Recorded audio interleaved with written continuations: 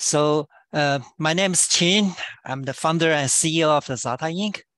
And today I'm the subject, like Brian already described, is 6X ESG benefits. ESG stands for environmental, social, and governance. Basically, you want to save money, save space, and save money, save energy. Okay, so DPU, IPU is something I will describe. Okay, so the main focus of the talk is to describe the transformation of the DPU, IPU for such benefits.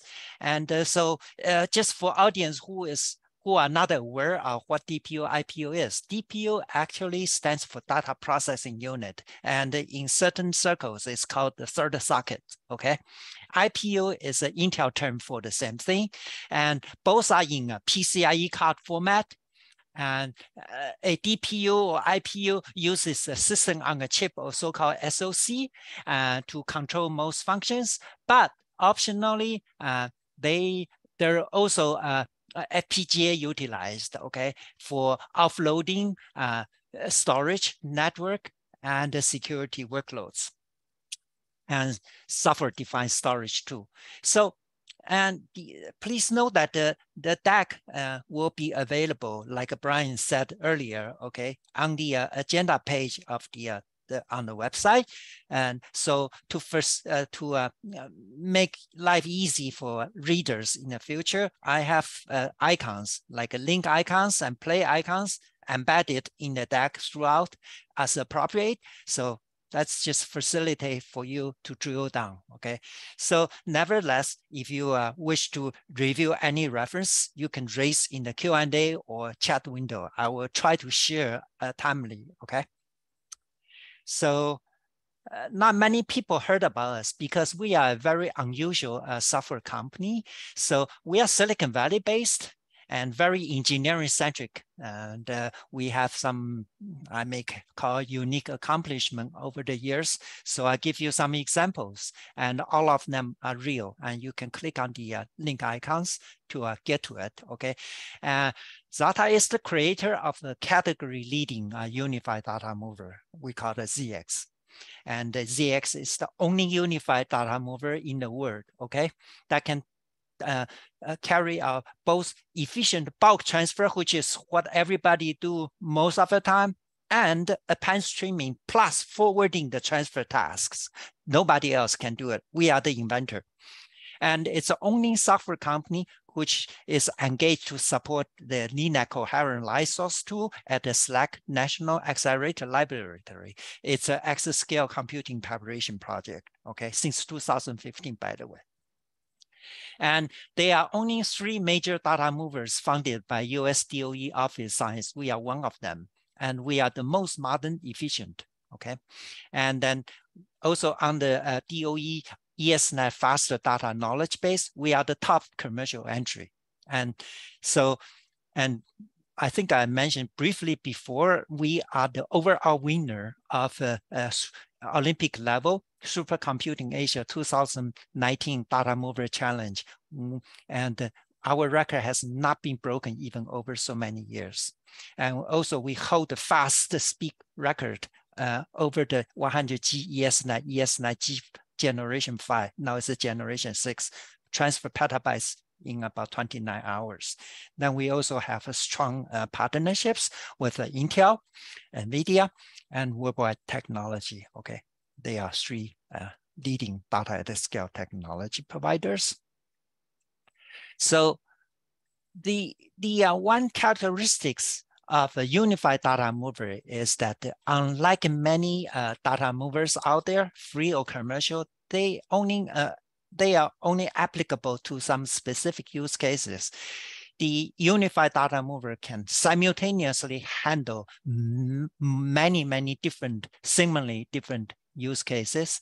So to illustrate this versatility, then I have selected 8 use cases here and keep it on the screen briefly so you can look at it. Just by the way, hybrid cloud data movement, that is from on-prem file or object, and the storage tiering, that is between 2 different storage systems, become pretty popular. We have customer requests for that from time to time. And know that, so like I said, typically each use case is tackled with a separate data mover application. So each application tend to have low relevance to other use cases. Okay, you use a backup application, you want to use it for hybrid cloud movement? No way. So, let me also say this. If you Google with this sentence, reducing cost and risk for data migration, you will find on average about 60% of the IT tasks actually involve data migration. So I will use this example to do a live demo later. Okay. And now, and we'll use a DPU, by the way. So keep going. So there are two major types of data movement, and DOE Office Science has discussed this with us about 2019. So it's old news already. Okay. So the first one is bulk transfer. What is bulk transfer? Defined as transfer existing, already stored data, most likely unchanging. What is a pan streaming? Machine generated data, such as the video you are taking on over your cell phone. It grows. So to copy a photo from one folder to another, easy, trivial. You just move it. But to move a still growing video file, that's not so simple anymore, right? Even for personal device. And considering the data intensive scientific instruments can produce, oh, gee. So they are among such a machine generated data, live, fast growing data. There are also two types. The first one is like a conveyor belts, okay? So different instruments are like a different conveyor belts. They generate small movies, okay? Typically like I don't know the word for movie preview. And Brian, can you remind me? Well, don't worry about that. Oh, trailer. Yes, that's it. Okay. Then the second type is very, very demanding. This is what like a large scientific project like LCLS2 produces. It's almost like a fire hoses. Yeah, the content of such a streams, okay, or such a fast train of movies is the content of the file. Okay. So now let me keep going. Then for this project, we started working on it in 2022, last year, because we know most DPUs use ARM-based socket system on a chip, SoC. So we need to port Zettar ZX from x86-based code to ARC64, that is ARM CPU. And so I'd like to share some lessons learned, okay? And so because the software is commercial, so the porting needs to be done in a self-hosted environment. We don't want to use cloud at all, okay? Anything managed by others is not safe. Then we couldn't timely acquire a dedicated ARM CPU-based server, so we decided to use to run a Linux LXC containers. You say, why not Docker? Why not like a other containers? Well, there are reasons, but not enough time to get in that. So we run into some problems when using our existing x86 server to come up an emulated environment, and that 86 server happens to run Rocky Linux 9. Okay, I think Greg is smiling now. We encountered some small troubles. Red Hat stopped providing QEMU out of box since RHEL 8, but that's no biggie. We know how to create RPM ourselves. But there are other two troublesome aspects.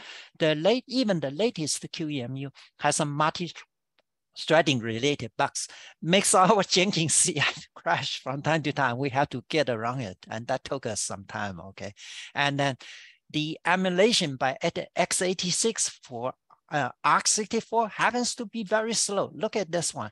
And this is the BOM of the server, okay? It's not so shabby, even though it's kind of old, okay? So 88 cores, and you can see this H-top screenshot. It's 100% utilized every hyperthread. But it took 2.5 hours to build, okay? Normally, with just a few minutes, our code is pretty compact. So that means eventually we have to buy an ARM CPU. By the way, to do ARM emulation of 86 is quite fast. So ARM has some merits there. Now, luckily, even after the porting, we need a place to test. We didn't have a good environment. You can see 2.5 hours each time. That's not good, right? So the HPC Advisory Council happens to have clusters, and they are pretty well managed and free of charge to members such as Zettar. And many class nodes are equipped with a Bluefield 2 CPU.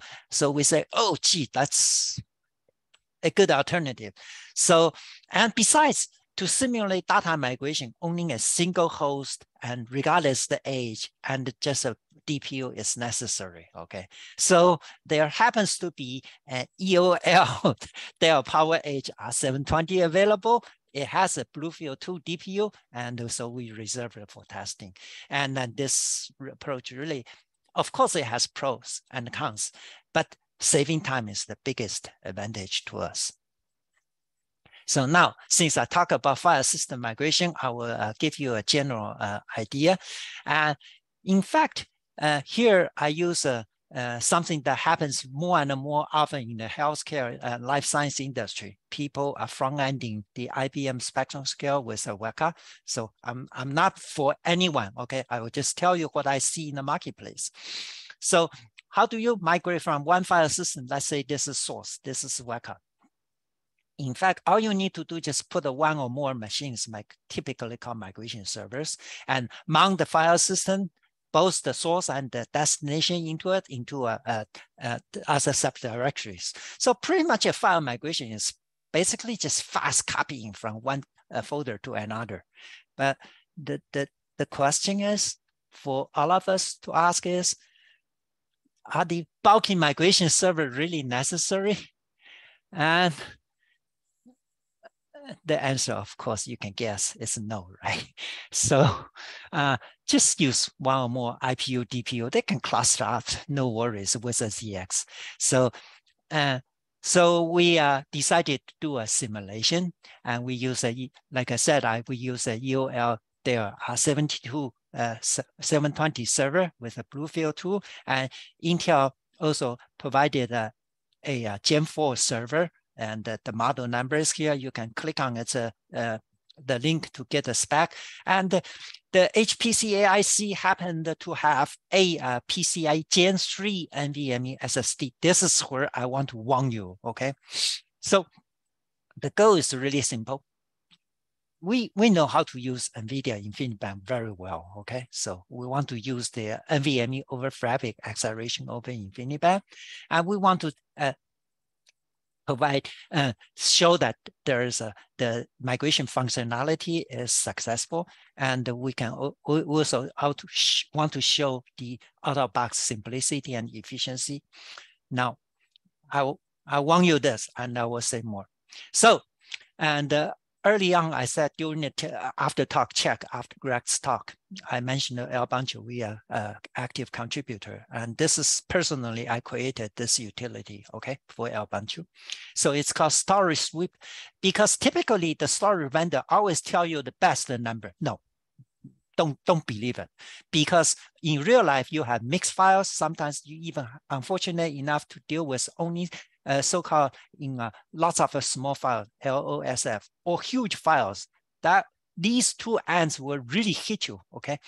So we provided this a bunch of storage suite. This is, by the way, is completely generated automatically. You don't need to do anything, just issue one command. But some people who have experience with NVMe SSD say, gee, you got 8. How come the the attainable storage throughput, even for the good sized files, is only around 38 gigabits per second.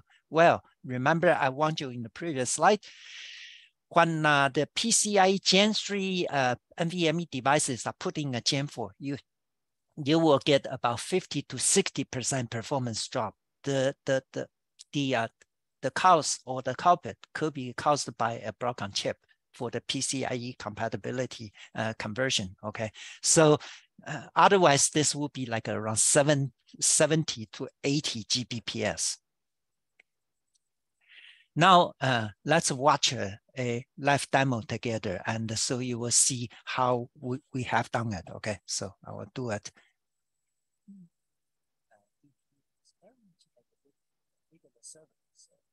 Show you the terminal is connected to the DPU by SSH.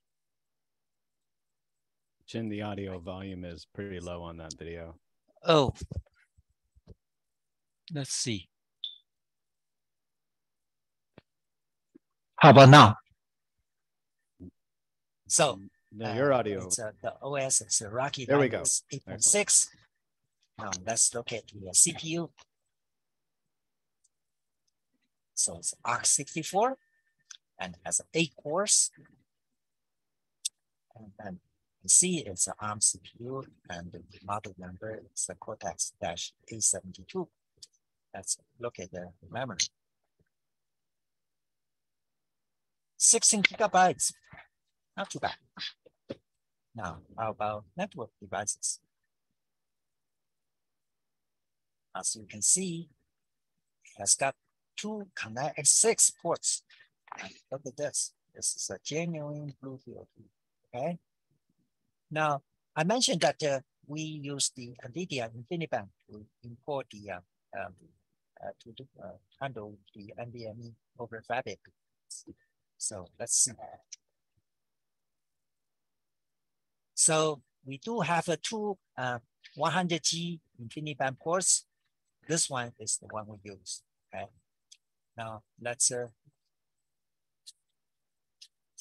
since this Bluefield DPU is an initiator, so let's take a look. Aha, so it knows how to discover the target. And then let me show you. Indeed, it imports 8 NVMe SSDs, okay? And I said that we created the Linux software rate. So it's indeed a RAID 0 using the 8 devices. Now let's look at this. Now, for ease of visualization, the ZX Building Web UI is used. But please note that everything shown in the demo upcoming can be done just as easily using CX Python SDK and the simple script. Simplicity is often the foremost consideration for IT practitioners. So how easy it is to do data migration with the DPU plus Zettar ZX? How about easy as 1, 2, 3? Let's watch a live demo together, okay? So basically, this is the building web UI. Basically, there are only 3 steps. Select the data source, select where to send, and set the data destination and go. So select the data source. This guy. And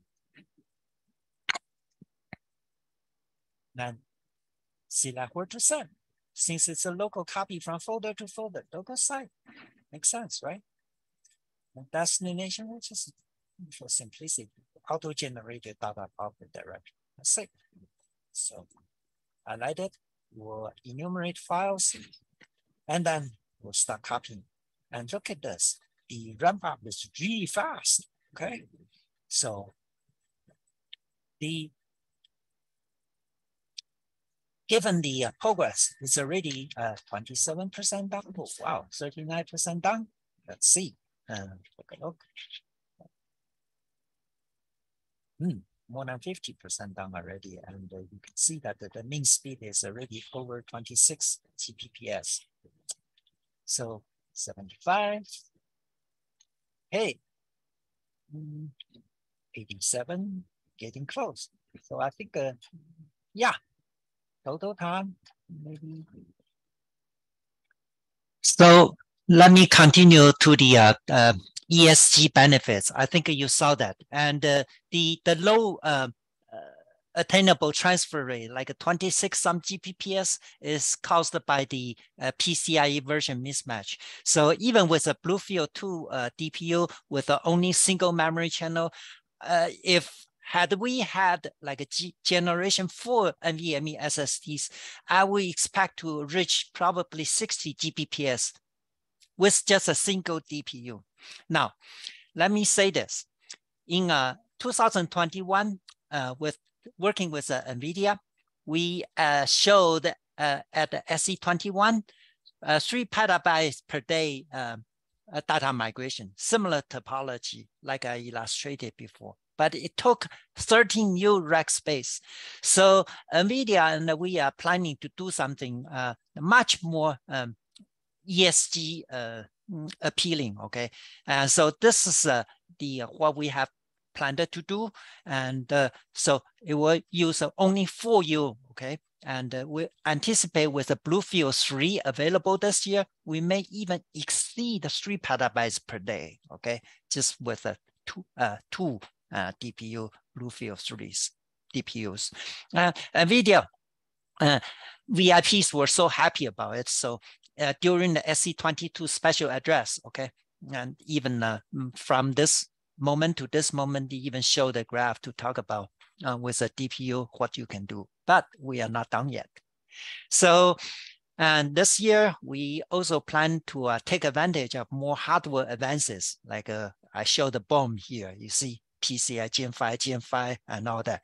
So even though in 2021, we reached the 3 petabytes per day, not too shabby, but the 13U, this time we are going to do it with a 2U, that's 6x, okay? That's why I claimed in the title. How do we accomplish this? And that's how it's gonna be done. And we are not gonna show more than this. We will also show the append streaming, which is extremely advanced and it's a world unique capability. I think I'm reaching to my final notes. Let me say this, okay? Data movements are a major category of data processing. So if you have a data processing unit, infrastructure processing unit, the device better have the ability to handle this, okay? Not just some typical storage compression and all that stuff, okay? Then we have two major IT trends, and Brian made a good introduction, edge to core and cloud paradigm. Almost every company uses it. And composable disaggregated infrastructure started from hyperscalers, and now it's trickling down to enterprises now, okay? And as you just saw with the live demo, embedded Zettar ZX enables DPU and IPU to comprehensively offload data movement, just not just data transfer from point to point, lots of different things, okay? And remember, I use a EOL the Dell R720 because it doesn't matter. The DPU IPU is a standalone, almost like in jargon called PCI root. It's a standalone unit. So you don't need to do forklift upgrade, which is costly and tedious, and the result can be compact and scalable and energy efficient, okay? Cost effective too, and DPU IPUs are not that expensive comparing to the regular enterprise servers fully equipped. And should you need any product information, then Worldwide Technology is a world leader. It has a global footprint, $14.5 billion company, and just contact them, they will tell you more, okay? I'm done. So, and thank you very much. And the final reminder, you want to do some drill down, both the link button and the play button are at your disposal. Brian, back to you.